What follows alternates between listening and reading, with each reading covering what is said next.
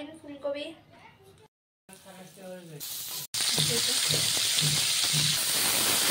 হয়ে গেছে কবি ভাজি। এটা কি মশলা দিলা? এটা দিলাম জিরা মশলা চামচ পাঁচফোড়ন এখানে আছে মরিচ আলু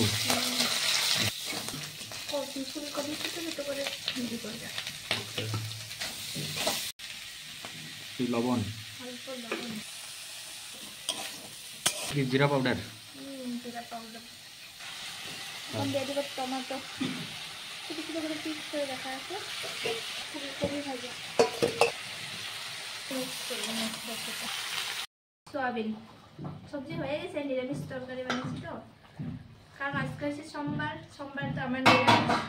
তার মানে সব সবজিতে নিরামিষ আর একটু হবো ফাইনালি আমার রেসিপি তৈরি হয়ে গেছে তো নিরামিষ তরকারিটা রেসিপি কিরকম লাগছে তোমরা বানিয়ে মানে টেস্ট করে দেখবা কিরকম